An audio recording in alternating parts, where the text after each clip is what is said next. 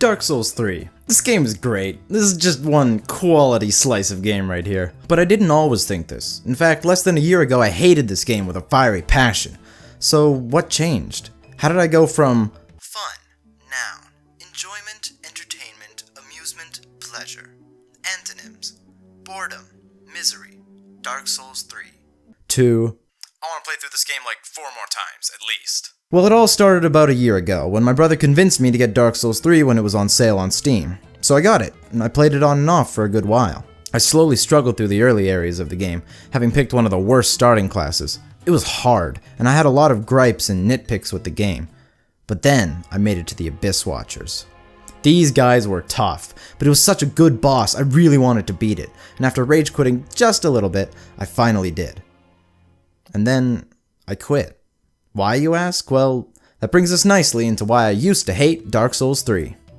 Now if you know me, you know I love to make progress, to level up, to become more powerful, and most of all to do cool shit.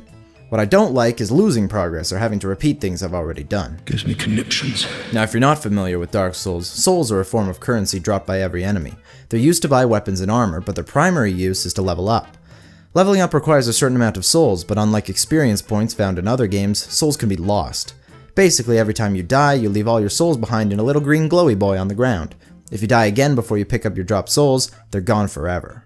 I hated this. Not because I thought it was unfair or bad game design, but because I hated the feeling of losing progress, being set backwards. Gives me conniptions. It's very possible to spend a lot of time doing nothing in Dark Souls, but running as far as you can looking for another bonfire, only to die because you're bad, so you gotta run that distance again and again, except each time with the stress of potentially losing the ever-growing sliver of progress you've been making, while killing things on your way to picking up your souls each time you die. The first time I fought the Crystal Sage, I killed it at the exact same time it killed me. So I got the souls, but then immediately lost them. So I'm hurrying back to pick them up when, what do you know, I get invaded. And by the time I make it back to the boss area, there's a fog door there, so I can't get through. Long story short, the invader killed me, and I lost all the souls from the boss. Anyway, as I mentioned, I struggled a lot on the Abyss Watchers. So I decided to try to level up a bit to make things easier. Now, in Dark Souls 3, the amount of souls required to level up increases pretty quickly. Not only that, but the progression from leveling up is very slow. You can level up your attunement or endurance and not even notice the tiny chunk of stamina or FP you just gained. The game is designed such that you'd be better off learning the boss and getting good than grinding until the boss is easy. I was not a fan of this. I felt like no matter what I did, I was a weak little bitch baby compared to these 3 soupy boys. On top of this, I got bored of the combat. Firing heavy soul arrows and mashing RB lost my interest pretty quick. So did running out of stamina every second attack. When I reached the second form of the Abyss Watchers, I was frustrated by how little I could do compared to them. Here's this flame sword jumping, spinning badass, and then there's me flopping my sword around and standing there like a jackass waiting for my soul arrows to cast. Gives me conniptions. But by far the one thing I complained about the most, the one thing that I hated about Dark Souls 3, and one of the main reasons I quit back then, was this.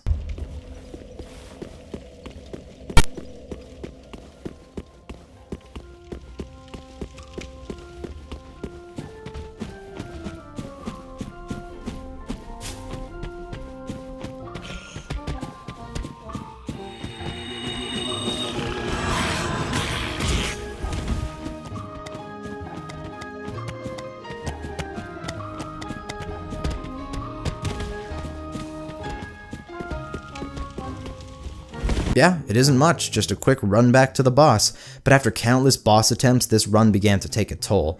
It just felt like time wasted. It wasn't hard to do, it just ate at my spirit and my desire to play the game. I just wanted to get back into the action, but every time I died, I didn't just have to start the boss over, I had to run back and then fight the boss from the beginning. I made many arguments about how this doesn't improve the game in any way and how all it does is waste the player's time. But in the end, who cares? Is the run back to the boss necessary? Is it good game design? It doesn't matter, because the run wasn't the problem. Neither was me losing souls, or dealing with slow progression, or not enjoying the combat, or anything like that. The reason I used to hate Dark Souls 3 comes down to one factor: motivation. My first playthrough was almost entirely blind, other than a few pointers from my brother. And let me tell you this, when you're playing blind, Dark Souls does not hold your hand. You want to know what Dark Souls 3 blind is like? Grab the first thing you see to your right, and then the first thing you see to your left. Congratulations, those are your weapons. Now use those to fight through the darkest depths of hell. Don't know what undead bone shards do? Well, you better find out or you're gonna get fucked! Despite all this, I still do recommend experiencing Dark Souls 3 blind, but for me, that was the problem. My only motivation to beat Dark Souls 3 was just that, to beat Dark Souls 3, and the moment my level of impatience got higher than my motivation to beat the game, I quit. You may wonder why I quit after the Abyss Watchers and not before. The simple reason? The Abyss Watchers are awesome! Giant Skeleton Wristband Simulator, not awesome. Getting your head bashed in by the combined efforts of 2 immortal knights, badass. Getting killed by a stray skeleton, not badass. Dodging a fiery charge attack and counterattacking, then rolling away just in time, heart pounding, fun as hell. Getting gassed by some Bone Rattler's misplaced lunch, that's dumb. That boss put my motivation at an all-time low. But eventually, my patience and motivation balanced out again, and I became less impatient with the game and more motivated to beat it. But that was still my only motivation. I just wanted to beat the game and be done with it. Never play it again. Ha! Well, that didn't last long. After I beat the game, I did some research. I looked at weapons, spells, and various builds. It wasn't long before I was itching to get back into the game. I decided I wanted to try out a faith build, so I made a plan, decided on the weapons and spells I wanted to use, and decided on a stat distribution. And that's all it took. I had my goal and my motivation. Next thing I knew, none of my old complaints mattered anymore. Who cares if I lose some souls? I can always get more in the next area. Each level up may be slow, but they all get you closer to your final build. The combat is extremely fun and engaging when you can choose the weapons with cool weapon arts and effects. But most importantly, that run back to the boss, it doesn't bother me at all in the slightest. Because rather than a waste of time, that run is a necessary step to completing my goal.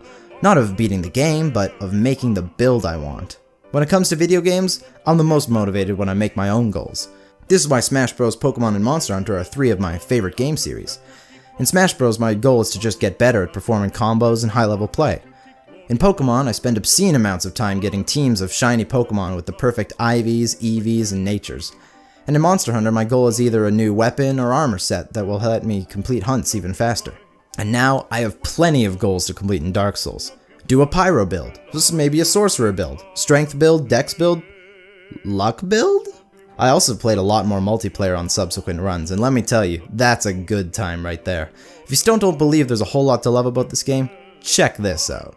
I don't believe in power, but this does put a smile on my face. I think we're both opening at the same time. Yep, we have become one. Right. Got him. I Nice. fucking got him. Oh, fuck off. Get the Squad fuck on him, outta squad here. on him. There's such a gay attack! It was at this moment he knew. He fucked up. Oh. That does so much damage.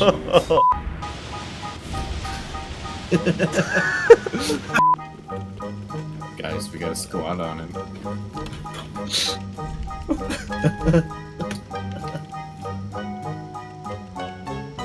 Buffs. Fuck That's the the gargoyle. entire reason I came here. Oh, What the fuck? he Did you see glitched out that? and fell. Hello? Your world is so broken, Nick. Yeah, we could. The gargoyle fell on me, dealing 0 damage. This is actually scarier than the actual boss. What is he doing?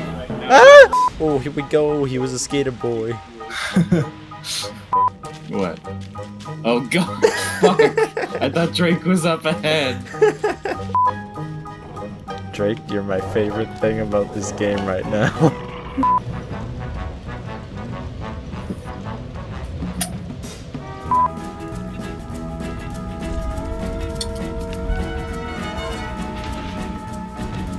This is fine. Dibs triggering the trap. I've got this.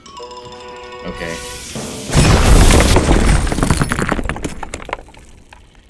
So what is there left to say? Dark Souls 3 is just a good time. Even when it kicks my ass and sends me straight to gay baby jail, you best believe I have a pained smile on my face the whole time. Thank you, Dark Souls.